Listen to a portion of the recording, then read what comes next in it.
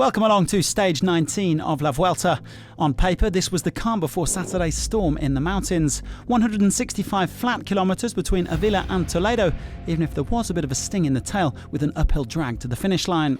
Well, CCC, Katusha Alpecin, Bora Hansgrohe and Kaya Rural quickly moved to the front of the peloton, working for their sprinters, as 10 riders, including some familiar faces, went up the road. Stage 8 winner Niki Assant, Sylvain Tillier, Skabu Guilherme, Lawson Craddock, Remy Cavagna, Ben O'Connor, plenty of riders that we've seen in previous breakaways. Well, they had managed to open up a 3-minute gap at one point, but the peloton then began to tighten the leash. The advantage down to 1 minute and 40 with around 90k to go. But this, though, was the day's big moment. A crash in the peloton with 67k to go, and race leader Primož Roglič was caught up in it. Miguel Angel Lopez also going to ground, but Alejandro Valverde and Nairo Quintana managed to squeeze through. And instead of waiting around for the race leader, Movistar decided to put the hammer down. The Spanish team not necessarily winning themselves too many friends here, but before long they had a gap of 1 minute on the Roglič group.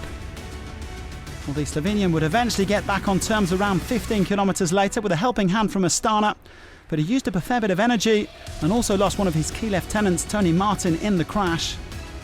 Well, Roglič was then forced to chase again as Bora Hansgrohe attacked in the crosswinds, causing a split and taking Valverde with them. The race leader eventually making contact again 5k later.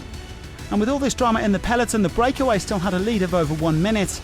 But with 25k to go, Cavagna launched a bold solo attack. Well, there was no real reaction from either the break or the peloton as the French time trial specialist moved around 30 seconds clear. Well, Arndt and Craddock eventually trying to chase him down, along with Bruno Armirail of Groupama FDJ. But Cavagna continued to resist.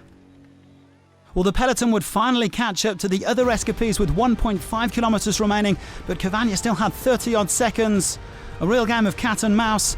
The Deceuninck Quick-Step man giving it his all on the final hike to the finish line and securing a memorable victory. It's Remy's rampage as Cavagna conquers Toledo, the biggest win of his young career. They're sprinting, but it's all too late. It's a shake of the head. It's Remy's joy today. The 24-year-old handing Deceuninck Quick-Step their fourth win of this Vuelta after 1 for Fabio Jakobsen and 2 for Philippe Gilbert. Sam Bennett battling to second place, followed by Zdenek Steibar, Gilbert and Valverde. Well, it was the next objective that I'd set myself after winning at World Tour level to win a Grand Tour stage. And now I've managed to do that at La Vuelta, so I'm really happy. So what should you do when the race leader is caught up in a crash, wait or attack? Movistar appeared to have chosen the second option where Roglič went to ground, but they eventually eased off and let it all come back together. There's no official rule, of course, it's down to the riders and teams to make that decision. Whatever the case, Jumbo-Visma are sure to be feeling the after effects of that crash tomorrow. Roglič nevertheless remains 2 minutes and 50 seconds clear of Valverde, the 2009 winner. Quintana's third, but Lopez and Pogačar aren't too far behind in the battle for the podium. Roglič still in green as well, even if he hasn't had a chance to wear it yet. Bennett is 29 points back in second place.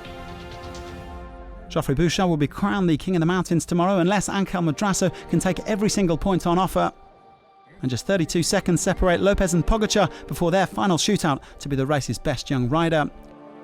Tomorrow's decisive 20th stage will be Roglic's 10th in red, and if he can survive Saturday, he'll win La Vuelta 2019.